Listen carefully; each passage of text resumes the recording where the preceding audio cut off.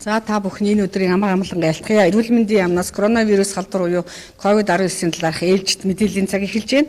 За өчигдөр та бүхэнд бид нар мэдээлэл өгснөөс хойш дэлхийн 213 улс орон бүс нутагт өвчил бүртгэгдэж 2,182 мянган хүн өвчилж 145,515 хүн нас орж 547,094 хүн одоо эдгэрч эмнэлгээс гарсан бөгөөд 1.4 сая хүн эмнэлэгт энэ өвчний улмаас хэвтэн эмчлэгдэж байна.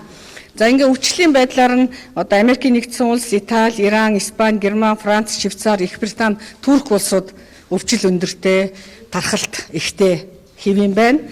За мөн та бүхэн бидний байнга мэдээллийг манай хойд хөрш Оросын холбооны улсад бол бүх мужид нь өвчил бүртгэгдсэн байна. Өчигдөр бид нар Алтай бүгд найрамд улсад өвчил бүртгэгдээгүй гэж хэлжсэн боловч харамсалтай нь 2 тохиолдол одоо шинээр бүртгэгдсэн байна. За ингээд энэ Алтай бүгд найрамд улс нь бол манай Баян Улгийн аймагтай одоо хиллэлдэг ийм одоо улс байгаа. За ингээд Москва, Санкт Петербург гэсэн 2 хотод бол өвчлийн голомт зонхлон одоо тархаж байна. Ийм учраас Москва, Санкт Петербургээс ирж байгаа өөрсдийн одоо үндсэн зорчигч иргэдээ бусад мужууд нь 14 хоног тусгаарлаж байх ийм шийдвэрийг бол өчигдөр орон эхлээд мөрдөж ярьж байгаа юм байна. За мөхөн та бүхэн бас мэдж байгаа ялалтын баярыг бол хойшлуулад харин 2020 оныг одоо дэлхийн 2 дугаар дайнд оролцсон Ахмад Дайчдын одоо баярыг тэмдэглэх, за Ахмад Дайчдыг хүндэтгэх ийм одоо жил болгон зарласан байна. За мөн одоо нэг эмчилгээнд бол гидроксин холдрогексин гэдэг эмийг бол Оросын эрүүл мэндийн байгууллага бүртгээгүй боловч өвчнүүдийнхээ эмчилгээнд хэрэглэхээр шийдвэр гарсан байна. За нэг сонирхолтой юм гэвэл Москва хотын захирагч коронавирусын дэгдэлтийн үед эмч нарыг ажилдаа ирж очиход үнэгүй таксигаар үйлчлэгч очид буудалд үнэгүй байрлуулах ийм одоо шийдвэрийг гарч эмч эмнэлгийн ажилчдаа одоо хүндэтгэл бас үзүүлэн ер нь тэдгээрийн хангамжийг бол сайжруулж байгаа юм байна. За бас нэг анхаарал татж байгаа орн бол Сингапур улс байна. Сингапур орн сүүлийн 24 цагийн дотор коронавирус хамгийн их бүртгэгдсэн бөгөөд 728 тохиолдолд бүртгэгдсэн ийм орн болж байна дэлхийд. Яагаад гэвэл Сингапур улсын хувьд бол 1 сарын сүүлчээр анхны тохиолдол бол бүртгэгдсэн. Тэрнээс хойш бол өвчлөө хяналтандаа доктортой одоо авч байсан боловч сая одоо 4 сарын ихэнх үеэс эхлээд өвчл бол нэлээд өндөр байдал шилжиж ирсэн. За энийхээ гол шалтгааныг нэгдүгээрт гадаадаас ирсэн хүмүүс гэрийн хөл хорионы дэглэмийг зөрчиж одоо бусдад халдвар тараасан гэж үзэж байгаа. За хоёрдугаарт нь дотор байранд одоо 2 удаа ажилчдын гадаадаас хөлсөөр ажилладаг ажилчдын дотор байранд бол өвчил тархсан. За тэрнээсээ цаашаа нийт хүн амын дунд бол өвчил хүчтэй тархсан гэсэн ингэж одоо үзэж байгаа юм байна. За ингээд бас нэг онцгой судалгаа байна. Энэ бол Харвардын одоо эрдэмтдийн хийсэн нийгмийн эрүүл мэндийн сургуулийн судалгаагаар ер нь үр дүнтэй эмчилгээ вакцины гартал зай баримтлах одоо дэглэмийг бол нийт одоо хүмүүс бол сайн одоо барих ёстой. За энийг бол бид нар бол 2022 он хүртэл бол одоо хэрэгжүүлэх одоо шаардлагатай байна гэдэг ийм одоо судалгааны дүн гарсан байна. За манай улсын хэмжээнд бол одоо ажиглалтанд бол 1642 хүн байна. За ингээд нийт одоо ажиглалтанд байгаа хүнээс 2 хүнд бол эмнэлгийн яаралтай тусламж одоо үзүүлсэн байна.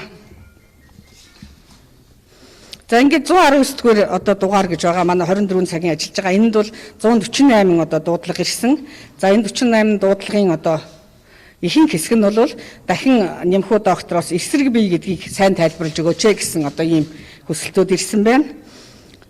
За ингээд бас нэг дэлхийд дахин нэг сонирхолтой мэдээлэл гэвэл коронавирусын халдварын талаар хүн амд үндсэлгүй хортой мэдээллийг агуулсан нийтлүүд ярилцлага өгч байгаа ийм одоо харьцан хэрэглэгчдэд мэдээлэл хүргүүлж эхэлнэ гэж одоо Facebook.com-оос бол мэдгдсэн байна. За ингээд дэлхийд дахинд өөр бусад одоо орнуудад коронавирус халдварын талаар яаж арга хэмжээ авч байгаа талаар танилцуулнаа. За сайн байцгаана уу. За Европын зарим улсуудад хязгаарлалтын арга хэмжээг цуцлах, хөл хоройг сулруулж эхлэх шийдвэрийг гаргаж эхэлж байгаатай холбогдуулан Дэлхийн эрүүл мэндийн байгууллагын Европын бүсийн захирал Европын улс орнуудад хандаж хамтын эрх ашигт нийцсэн шийдвэр гаргах талаар уриалсан байна. За Европын бүсийн халдварын тархалт хамгийн өндөртэй байсан Итали, Испани, Франц зэрэг зарим улсуудад тархалтын хурд эрчим саарч байгаа ч гэсэн Европ ТV-ийн хэмжээнд нийт халдварын тохиолдлын тоо сүүлийн 10 өдрийн хугацаанд 2 дахин нэмэгдсэн болохыг бүсийн захирал анхааруулсан байна. За бас Европ ТV-д бол хөл хорионы арга хэмжээгээ сунгаж байгаа улс орнуудаас нэлээдгүй олон байна. Тухайлх юм бол Их Британийн гадаад хэргийн сайдын мэдээлснээр тус улсад тогтоосон хөл хоройг дахин 3-7 хоногийн хугацаагаар сунгасан байна. За ингэхдээ хөл хоройг одоо цуцлах юм бол халдварын 2 дахь давалгаа болох эрсдэл бий болж улмаар өнөөдрийн хүртэл авч хэрэгжүүлсэн арга хэмжээнүүд үр дүнгүй болох тул хөл хоройгоо үргэлжлүүлэн гарах болсон хэмээн шийдвэрийн үндслэлээ танилцуулсан байна. За мөн Польш улс хийлээ хаасан шийдвэрээ 5 дугаар сарын 3 хүртэл сунгаж байгаагаа мэдэгдсэн байна. За Франц улсад өнгөрсөн 24 цагийн хугацаанд 753 хүн нас барсан байна. За эмнэлэгт шинээр хэвтэх болон эрчимт эмчилгээнд эмчлэгдэж байгаа хүмүүсийн тоо бага зэрэг буурч байгаа ч гэсэн нас баралт өндөр хэвээрээ байна. За мөн Франц улсын хувьд хөл хорионы хугацаагаа сунгасан талаар өмнө нь мэдээлж байсан. За бүгд найрамдах Турк улсад бол халдвар улам эрчимтэй нэмэгдэж байна. За өнгөрсөн 24 цагийн хугацаанд 125 хүн нас барсан байна. За шинээр мөн халдварууд олноор бүртгэгдсэн байна. За тус улсад одоогийн байдлаар нийтдээ 74,000 гаруй хүн халдвар авсан нь лабораторийн шинжилгээгээр тогтоогдсон байна. За Америкийн нэгдсэн улсын Нью-Йорк мужийн захирагч муж улсын хэмжээнд тогтоосон хөл хоройг 5 дугаар сарын 15 хүртэл сунгаж байгаагаа мэдэгдсэн байна. За өнгөрсөн 24 цагийн хугацаанд дахин 606 хүн шинээр тус муж улсад нас барсан ба. За халдварын тархалт болон нас баралтын тоог цаашид улам ихээр бууруулахаас нааш хөл хоройг одоо цуцлах боломж байхгүй гэдгийг мужийн захирагч мэдэгдсэн байна. За мөн Япон улсын засгийн газраас үндэсний хэмжээнд онц байдал зарлаж байгаагаа мэдэгдсэн байна. За өмнө нь бол халдварын дэгдэлт өндөр байсан 6 орон нутаг нийслэл Токио хотыг оролцуулан онц байдал зарласан байсан бол одоо энэ онц байдлыг улсын хэмжээнд болгож өргөжүүлэн зарласан байна. За өмнө тогтоосон онц байдлын арга хэмжээний хүрээнд томоохон хот суурин газруудаас хөдөө орон нутгийг чиглэн иргэд олноороо зорчих, шилжих явдал ихээр нэмэгдэж улмаар өөр бус нутгуудад халдварыг зөөвөрлөж шинэ кластеруудыг үүсгэж байгаа талаар эрх баригчид анхааруулсан байна. За тиймээс ерөнхий сайд АБ мэдээлэл хийхдээ бүх орон нутгийн удирдлагыг иргэдийг гадагш гарахгүй байх тал дээр эрчимтэй арга хэмжээ авч ажиллахыг уриалсан ба мөн хүн хоорондын контактыг 70-80% бууруулж халдварын тархалтыг хомж авахаас нааш хөл хоройг цуцлах боломж хязгаарлагдмал байгааг мөн мэдэгдсэн байна. Баярлалаа.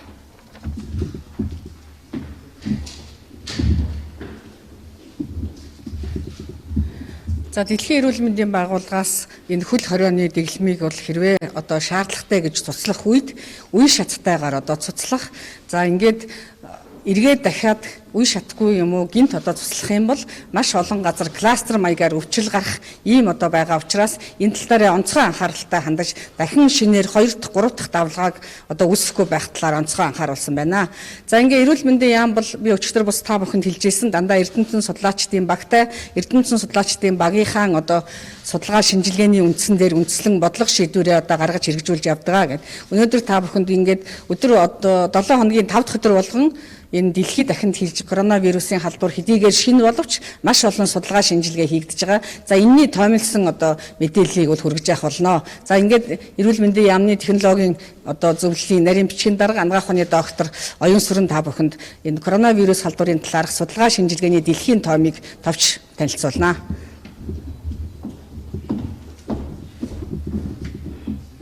За сайн байна уу? Та бүхний энэ өдрийн амар амгалан айлтгая. За ингээд эрүүл мэндийн яамны шинжилгээ технологийн зөвлөлөөс бол одоо мэдээлэл хөрвүүлж байна. За цар тахлын эсрэг бол дэлхийд даяараа тэмцэх бол нэг зам бол шинжлэх ухаан. За коронавирус халдвар COVID-19-тэй холбоотой за 6,000 гаруй тойм хэвлэл бол нийтлэгдсэн байна. За үүнээсээ бол 1700 гаруй одоо хэвлэл одоо өгүүлэл маань бол дандаа эрдэм шинжилгээ одоо судалгаатай холбоотой нийтлүүд бол хэвлэгдсэн байна. За ерөнхийд нь одоо ингээд тоймлж үзэх юм бол дэлхийн одоо бүх одоо эрдэмтэд бол вирус судлал, вакцины судлал, За эмчилгээ, онцлогоо, өрсөн сэргийлэх чиглэлээр бол илүү их одоо түлхүү одоо судалгаа шинжилгээг бол хийсэн байна. За хүн амын эрүүл мэндийг одоо хамгаалахын төлөө дэлхийн одоо олон эрдэмтэд бол COVID-19-ыг бол судлаад за тэгээ гарсан үр дүнгээ нийтлэх, за харилцаа ярилцах, онлайнаар одоо ярилцах, туршлага судалж одоо явж байгаа. За энэний одоо бас нэг орн нь бол Монгол улсад нэгдэн за Монголын бүх эрдэмтэд за мөн дээр нь бол эмч эмнэлгийн ажилчид маань бол бусад орны эрдэмтдтэй бол байнга одоо туршлага судлаад ингэ явж байгаа. За дэлхийн эрүүл мэндийн байгууллагын уриалга санаачлагаар бол solidarity trial буюу за ив санаа ив нэгдлийн одоо судалгааг дэлхийн эрдэмтэд бол нэгдэн дэлхийн 90 гаруй оронд за вирусын эсрэг өндөр үр дүнтэй эм гаргаж авахар бол судалгааны ажлууд бол эхлээд явж байна. За ийм бүтээх судалгаа нь бол олон жилийг одоо шаарддаг бол одоо энэ ив санаа ив нэгдлийн одоо энэ судалгаа маань бол эмгэлзүүн туршилт судалгаа нэг зорилго одоо нэг санаан дээр дэлхийн эрдэмтэд бол ажиллаж за нэгтгэснээр бол одоо энэ судалгааны хугацааг бол 80%-аар одоо богиносох одоо боломж одоо бүрдээд байна. За учир нь болохоор энэ судалгаанд туршигдж байгаа одоо 4 эм нь вирусээр үүсгэгддэг одоо эбола, дох, хумхаа, за үе мөч эмгэг, одоо дархалтад склероз, одоо өвчний үед хэрэглэгдэж байгаа үр дүн өндөртөө бол эмнүүд бол байж байгаа. За дэлхийн 70 гаруй эрдэм шинжилгээний одоо байгууллага одоо хүрээлэнд одоо вакцины туршилтууд бас мөн хийгдээд ингэ явж байна. За манай улсад бол өнөөдрийг хүртэл бол коронавирус ковид одоо халдвар 19-ийн одоо эсрэг авч буй арга хэмжээнүүд бол бүгд одоо нотлохоо судалгаанд одоо суурилсан. За тэгээд нөгөө эрсдлийг үнэлэх, дархур зүйн хандалт, зан үйл, онцлогоо эмчилгээний чиглэлээр бол манай эрдэмтэд бол баг болон одоо ингэ ажиллаж байна. За эрүүл мэндийн салбараас одоо зөвлөж байгаа энэ гараа тогтмол угаах, зөв савандаж одоо угаах, амны хаалт зүүх, зай барих зэрэг одоо эдгээр одоо арга хэмжээнүүд бол одоо шинжлэх ухааны нотлохоон цөөрөлсөн одоо өрсөн сэргийлэх арга хэмжээнүүд юм аа. За иймээс бол бид нар бол эрүүл мэндийн яамнаас зөвлөж байгаа одоо арга хэмжээнүүдийг бол бид нар авч бол хэрэгжүүлснээр бол одоо хамтын хүчээр бид нар бол энэ өвчнөөс бол сэргийлж чадна гэж үзэж байгаа. За тэгээд эрүүл мэндийн яамны шинжлэх ухааны технологийн зөвлөл бол та бүхэнд дээр дурдсан одоо тэр том эмийн одоо туршилтууд, шинэ эмнүүд, вакцин, онцлогоо эмчилгээний талаар бол олон улсын болон за Монголд одоо гарсан судалгааны үр дүнгуудыг бол та бүхэнд 7 хоног бүр одоо бид нар таймлан одоо танилцуулж явах болно. Ингээд анхаарал тавьсанд баярлалаа. За оюутан докторт баярлалаа. Тэгээд эрүүл мэндийн яамнаас одоо сард 3-4 удаа бас COVID-19 гэсэн ийм одоо бидний цахим ийм хуудас байгаа. За энэ цахим хуудсанд бол дэлхийн эрдэмтэн судлаачдын судалгааны тоймыг бол одоо бас гаргаж тавьж байгаа. Эндээс та бүхэн бас судалгааны таймаас танилцж болно. За өчигдөр нэг шинэхэн судалгаа хэвлэлд гарсан гэвэл анагаах ухааны Америкийн нэгдсэн улсын Чикагогийн анагаах ухааны их сургуулийн судлаачид 125 өвчтөнд хийсэн судалгаагаар ремдесивир эмийг хэрэглэсэн өвчтнүүдийн биеийн байдал хурдан сайжирч байгаа талаар бол бас мэдээлэл хийсэн байна. Ер нь энэ өвчлөл маань шинэ учраас маш олон судалгаа маш одоо богино хугацаанд хурдан гарч байгаа. Тэгэхээр энэ дотроосоо бол бас бүх зүйлийг нь бол одоо практикт нэвтрүүлэхэд бол хэцүү. Голчлон том одоо эрдэмтдийн бичсэн дэлхийд хүлээн зөвшөөрөгдсөн сэтгүүлд гарч байгаа ийм одоо судалгааны тоймыг бол бид нар энэ COVID-19 гэсэн энэ одоо цохон дээрээ болж байгаа гаргаж тавьсан байгаа гэдгийг бол та бүхэнд хэлье. За ингээд халдварт өвчин судлалын үндэсний дэвийн мэдээллийг танилцуулнаа. За сайн бацгаана уу та бүхэнд энэ өдрийн мэнд хүргэе. За өчигдөр Хөсөөтийн 2 лабораториор нийт 373 шинжилгээ хийгдлээ. Бүгдэнд нь коронавирус илрээгүй. За үүнд бол Хөсөөтэд тусгаарлагдсан 194 хүний давтан шинжилгээ, ажиглах байранд тусгаарлагдсан 164 хүний шинжилгээ, мөн тандалтын зорилгоор гээд нөгөө дотор байгаа эмнэлгүүдээс уушгины хатгаагаар өвдсөн улсуудаас авсан сорьцсонд 15 хүнд шинжилгээ хийсэн байна өчигдрийн хувьд. Энд бүгдэнд нь коронавирус илрээгүй. За тэгээд Сэлэв Бивэлэн Батцүмбөр Баянханга Баян байгаль совилолд ажиглалтанд байсан 164 хүнийг ажиглалтын хугацаа дууссан учраас 2 удаагийн шинжилгээ хийгээд сөрөг буюу коронавирус илрээгүй тул гэрийн ажиглалтанд шилжүүлсэн. За 2020 оны 1 сарын 27-наас өдийг хүртэл 1124 хүнд шинжилгээ тандалтын зорилгоор хийсэн. Энэ бол манад томоогийн тандалтын тогтолцоо гэж 2004 оноос хойш хэрэгжиж эхэлсэн. Америкийн нэгдсэн улсын одоо халдварт өвчний төвтэй нийлж эхлүүлсэн энэ тандалтын тогтолцоо бол Монголын 156 цэгээс томоогийн шинж тэмдэг бүхий улсуудаас нөгөө хамар залбиурын сорьц авч шинжилгээ хийдэг ийм цэг байгаа. Тэрийг бол тандан хянаж 2004 оноос хойш өдийг хүртэл томоогийн тандалтын тогтолцоог бол хийсэн байгаа. Энэ тогтолцооныхаа дагуу бид нар авсан шинжилгээнд дээрээ давхар коронавирусын шинжилгээг бол хийгээд үзээд явж байгаа. Тэр бол бас бидний хувьд бол одоо Монгол улс дотор байгаа халдварыг тандан хянах бас нэг том систем юм а. Тэгээ энэ дээр жишээ нь дүүргийн нийслэлийн болон дүүргийн төрөлцсөн эмнэлгүүд амьсгалын замаар цочмог халдварын тийм агшингийн судалгаа гэж байдаг. Бид бол яг саяын тэр томоогийн тандалтын тогтолцооноос гадна коронавирусын халдвартай үед бол бид нар давхар энэ дүүргийн эмнэлэг бас төрөлцсөн эмнэлгүүд гэдэг чи одоо саяын 1-р эмнэлэг, 3-р эмнэлэг гэдэргээд энэ эмнэлгүүдээс давхар бид нар энэ чиглэлийн одоо шинж тэмдэг илэрсэн эмчилүүлж байгаа улсуудаас давхар сорьц авч тандан судалдаг. Тандан судална гэдэг нь хянаж, контролдож энийг хойноос нь мөшигж яах гэсэн үг. Одоо юу болж जैन дотор байна уу гэдгийг л хянаад байна гэсэн үг шүү дээ. Энүүгээр бол бид нар хийсэн. За тэгээ энэ дээр бол бас 120 хүний сорьц цуглуулад энэ дээр коронавирус илрүүлэх PCR шинжилгээ тавихад бол илрээгүй. За тэгээ өнөөдрийн байдлаар бол хөлсүүдэд 243 хүн эмчилгээ хяналт, тандалт, лабораторийн шинжилгээ хийгдэн бидний одоо хяналтанд ор үргэлжлэн хянагдаж байна. За ингээд замын үүдээр 58 хүн орж ирсэн. Үүнээс нэг хүнийг с ิจ гтэй тохиолдолд гэж үзэн тусгаарлсан. Шинжилгээг аваад бол хөсөөтийн төв лаборатори руу бол нааша илгээсэн байгаа. Тэгээ бусад улсуудыг бол ажиглалтанд авсан. Тэгээд хятадын талаас бол одоо шинжилгээ бүрэн хийгээд хүмүүст нөгөө саяын шинжилгээ хийх ёстой шинжилгээгээ бүрэн хийсэн улсуудыг бол давуулан нэвтрүүлсэн. Энэ дотроос тэгээд нэгийг бид с ิจ гтэй гэж үзээ тэнд нь тусгаарлаад тэгээ шинжилгээг нааша аваад явуулсан. Мөн ажиглалтанд бас тэнд нь хүмүүсийг одоо хянж байгаад ажиглалтын хугацаа өнгөрөхлөөр бол ингээд нийтийн дунд орох юм аа.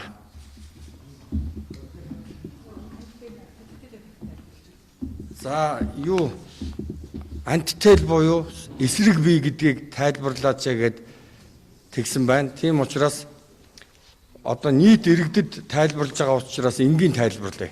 Ер нь вирус гаднаас орж ирлээ те. Тэнгуутад хүний бие дотор тэр вирустэй тэмцдэг эсрэг бие буюу одоо тийм сэрэг үүсдэг байхгүй юу? Дархлалын систем гэж бүрэн ийм нарийн тогтолцоо ажиллаж байдаг. Хүн дархлалаа дэмжээрээ сайн унтаараа гэдэг чинь дархлалын систем гэдэг бол бүтэн цэрэг айрам бие дотор байж байдаг бэлэн вирус буюу гадны биеттэй тэмцэх гээд.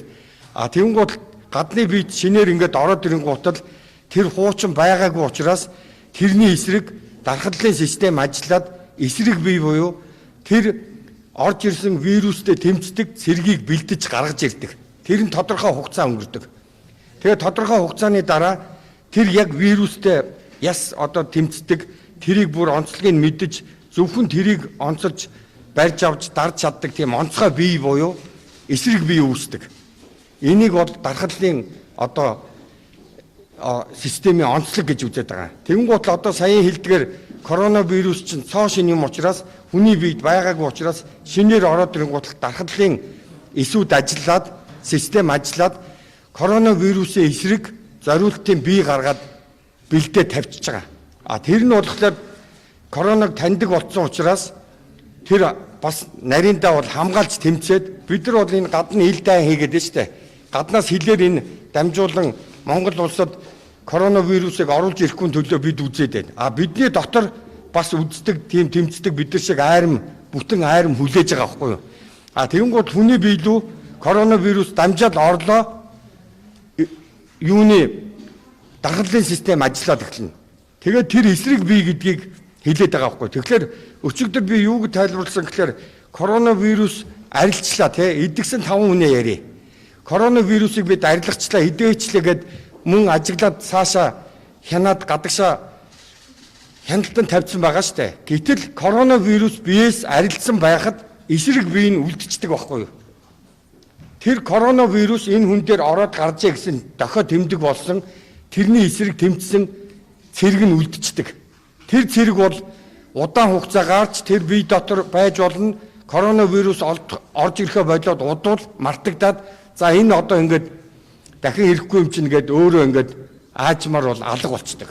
Тэгэхээр энэ эсрэг бие ихээр үүсээд эрүүл хүн дархлан сайн байна. Одоо чинь тэмцэх чадвар сайтай байна гэсэн үг. Тэгэхээр бид нар эсрэг биеийн хэмжээг бас тоолдог. Эсрэг биеийн хэмжээ их өндөр, тоо нь өндөр гараад вирус тоологдохоо болоод ирэхлээр энэ хоёр ингээд зөрөөд ирэхлээр амжилтанд хүрдэг. Вирус тоологдохоо болоод доошоо унаад 0 болоод ирнэ.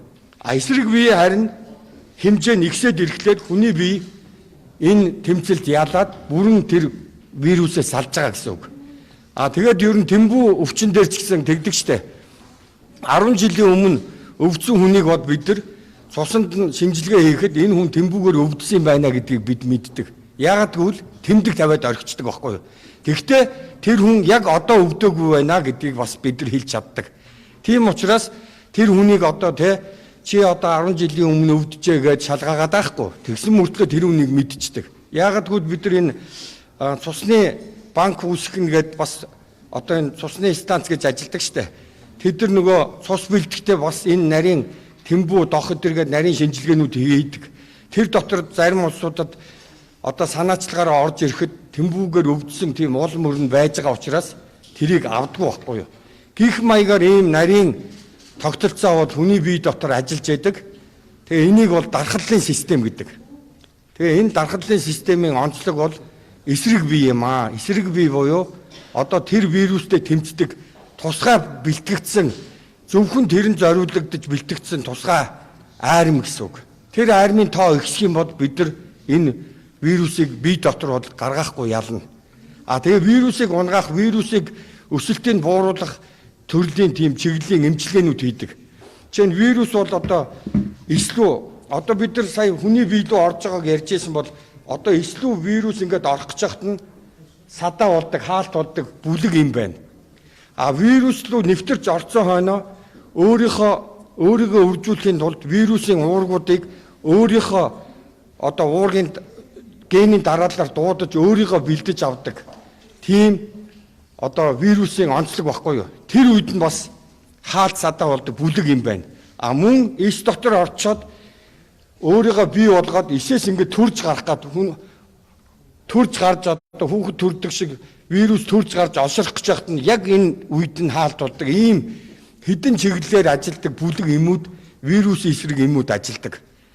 Тийм учраас бид нар жишээ нь дохын юун дээр жишээ татхад дархлалын системийг дэмжиж өргөж өгөхийн төлөө эм хэрэгэлдэг. Мөн вирусын өсөлт хөгжилтийг бууруулах, вирусын тэр одоо замыг хаах ийм хоёр эмийг комбинашн болгоод хэрэгэлдэг. Тэгэхээр одоо нэг эм дотор дархлалыг дээшээ өсгөдөг саяын тэр эсрэг бие буюу тусгай тасгийн тэр цэргийг олон болгодог нэг төрлийн эм байна. Нөгөөх нь вирусыг дарангуйдаг эм байна. Тэгэхээр энэ хоёрыг цуг хийгээд нэг эмд хийсэн учраас дохын халдвартай улсууд нэг өдөрт ганцхан эм ууж байгаа. Хуучин бол атга дүүрэн эм уудаг гэсэн. Одоо тэгэхээр вирусын эсрэг эмчилгээнд бол дэлхийд бол өндөр одоо ахиц дэвшиж гарсан гэсэн үг вэ. Бүр нарийсгаад ингээд ярих юм бол мунтахгүй их юм ярина. Эхний ээлжинд иммун глобулин эм ч юм уу одоо тэр үүснэ тодорхой хугацаанд ингэ. Дараа нь G гээд үүснэ. Тэр нь тогтвортой байна. Тэр тогтвортой байж байгаа юу нь хэр удаан болоод арилах уу, яах уу гэд. Түрүүн би хэлсэн шүү дээ. Одоо бидний хамгийн урьдчилан сэргийлэхийн хамгийн одоо мундаг шилдэг арга бол ердөө вакцин гэдэг байгаа шүү дээ. Дархлаажуулалт. Тийм учраас одоо дэлхийн энэ юуны ковидын эсрэг вакцин хизээ гарах вэ гэд асуугаад байгаа. Гэхдээ вакцины үйлдвэрлэл бол өөрөө маш нарийн төвөгтэй урт удаан хугацаа шаарддаг. Жишээ нь бэлэн томоогийн вакциныг хийлээ гэхэд 4 сар, 3 сараас эхлээд 10 сар хүртэл үйлдвэрлэж, арай ээж 10 сард вакцин гараад томоогийн удирдлын томоогийн вакцин дэлхий рүү хуваарлагддаг штэ. За. За нэмхүү захиралд бас 119 утсан дугаарт ирсэн иргэдийн одоо 80% саналаар бас антитэл гэдэг зүйлийг бол та бүхэнд тайлбарлан хэллээ. Одоо иргэд бол энэ талаар сайн ойлголттой болсон баха. За ингээд манай сонготой эмнэлэгтэй холбоотой халдвар төвчин судлалын үндэсний төвийн лаборатори бол одоо 2 удаа шинжилгээ PCR дахиад антитэл илрүүлэх гээд 2 өдөр дараалан одоо шинжилгээ хийж энд бол одоо антитэл ч үүсээгүй антиген ч үүсээгүй байна гэдгийг илрүүлсэн. Тэгэхээр манай халдвар төвчин судлалын үндэсний төвийн лаборатори бол дэлхийн томоогийн сүлжээнд лабораторид орсон дэлхийн эрүүл мэндийн байгууллагын гэрчилгээтэй манай үндэсний лавлгаа лаборатори учраас манай лабораторийн одоо гарсан шинжилгээнд бол та бүхнийг эргэлзэх хэрэггүй гэдгийг бол эрүүл мэндийн яам албан ёсоор бол одоо хэлж байна. За ингээд та бүхний сонирхсан асуултанд хариулъя.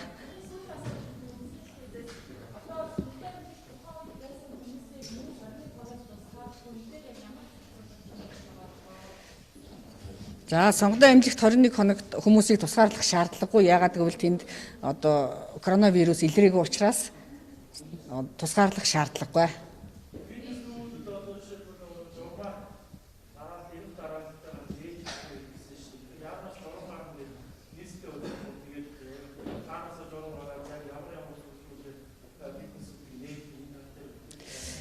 За энэ одоо бид нар нийслэлийн захирагчийн албанаас бол санал ирсэн байгаа. Фитнес төвүүдийг нээх одоо талаар. Тэгээ эрүүл мэндийн яамны барьж байгаа байр суурь бол мэдээж хэрэг бид нар одоо энэ өвчлийнхөө тархар судлалын тандал, тархар судлалын байдлаас шалтгаална. Хоёрдугаар фитнес төвүүдийг нээсэн тохиолдолд тархар судлалын одоо шаардлагуудыг тавьж байгаа. Үүний тулд нэгдүгээрт 1.5-аас одоо дээш тэм зайд одоо тэр фитнесийн юм зүйлүүдийг бол байрлуулсан байх. За нэг дор 10-аас дээш хүнийг одоо оруулахгүй байх, амны хаалтаа зүүлгсэн байх, за орохдоо халууныг хэмтсэн байх, за цаг одоо цонх савыг 10 минут тутам бол 10 минут нэг цагт 10-аас 15 минут цонх савыг одоо онгойлгох зэрэг ийм одоо тархар судлалын шаардлагуудыг бол тавина. Тэгээд мөн одоо ариутгал халдвар гүйтгэлийн асуудал бол маш чухал. Энэ одоо 5-6 шаардлагуудыг одоо тавьж байгаа. За энэ бүх одоо манай шаардлагуудыг бол биелүүлсэн байх ёстой. За энэ биелүүлэлт нь одоо хэрхэн биелүүлж байна гэдэгт нь мэргэжлийн хяналтын байгууллагууд бол хяналт тавина.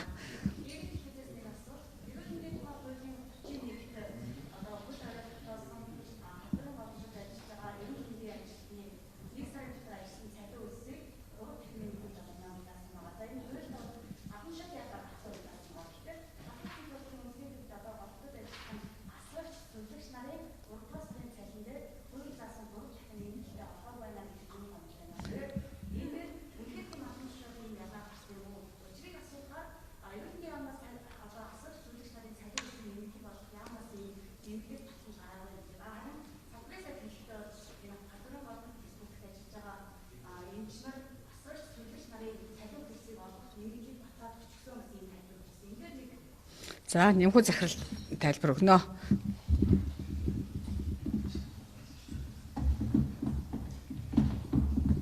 За би бол одоо манай эмч ажилчид бол энэ илүү цагийн мөнгөн дээр бол одоо гомдол гаргасан юм байхгүй. Энэ яагаад яригадаад байгааг би сайн мэдэхгүй. Энэ ямар учиртай. Энэ зүгээр дөрвөн номын дагуу өгж байгаа юугээрээ бид нар жишээ нь одоо урд нь сая 500-600 мянган төгрөг авдаг байсан эмч хүн те саяын энэ ажил дээр дайчлагдан ажиллаад илүү цагтаагаа нийлээд 4 сая гаргаад авч байна. 4 сая 500 авч байна. Маш товчгоноор хэлэхэд. Совилогч одоо 2 дахин илүү авч байна. Тэгэхээр бид бол тэр нөгөө тарифаараа энэ манай нөгөө санхүү бүрэн яг нарийн тооцоог хийдэг байхгүй юу. Тэгэхээр илүү цагийн мөнгө хуучин бол одоо чинь H1N1 гээд халдвар 2009 онд гарч ирсэн шүү дээ. Тэр үед бас ингээ илүү цагийн мөнгөний цаг тухайдаа сар болгон ороогүй байхгүй юу. Онцгой байдал буюу энэ юунес одоо бодож энэ нөхөж өгнө гэд. Тэгээ сүүлд 10 сард өгч ирсэн. Энэ удаа бол ерөөсөө яг цаг тухайд нь орж ирээд ямар ч одоо тийм юу байхгүй, өгүүлэл байхгүй явж байгаа учраас би энийг бол одоо тэр нь дутуу авчичээ гэд надад сонсогдсон юм байхгүй. Хаанаас гараад юу яаж байгаа. Зарим үед бол одоо ийм зарим улсууд тийм хүний өмнөөс тэ хоосон яриа гаргаж тэр хүмүүсийг юу адаг. Би бас мэдээж дуудаад асуун штэ. Тэр чи орсон юм өн чинь ороогүй юм уу гэд. Тэр байтугай одоо сая голомтоос 100 сая төгрөг өгсөн бүгдэнд нь хуваагаад өгсөн.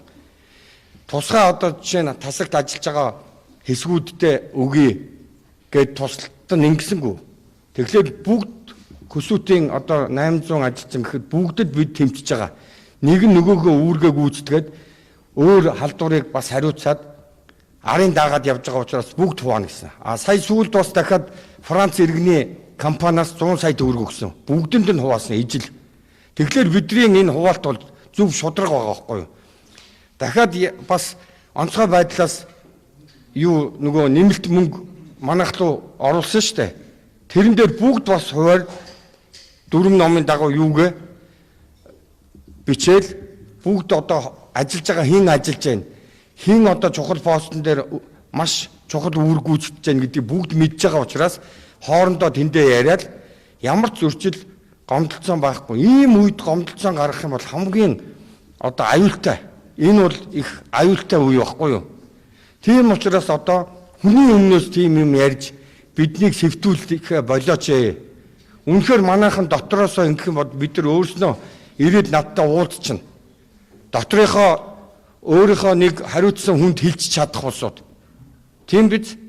Тэгэхээр энэ хоосон яриаг бол иймэрхүү юугээр л бид нар алдвал одоо ингээд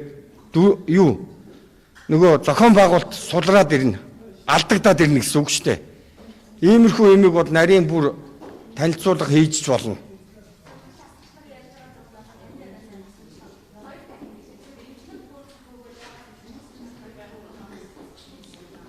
Тэр бол нөгөө зэрэглэл байна шүү дээ. Одоо та нар юуны 2M юу мүү гэл ингээд олон зэрэглэлүүд өгдөг шүү дээ. Тэр болгон ч бодогдно. Энийг бол бүр нарийн яриул санхүүгийн улсуудад ярина шүү дээ.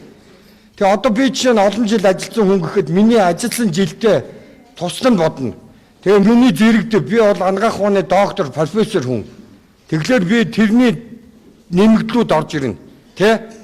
Нөгөө тийшээ бодлохоор үйлчлэгч одоо совлогч эдэрт бол нөгөө саяын миний зэрэг дэвийн нэмэгдэл орж ирэхгүй мөртлөө халдвартын нэмэгдэлгээд тусдаа халдвартын тусгай нөхцөлийн нэмэгдэл ороод ирнэ.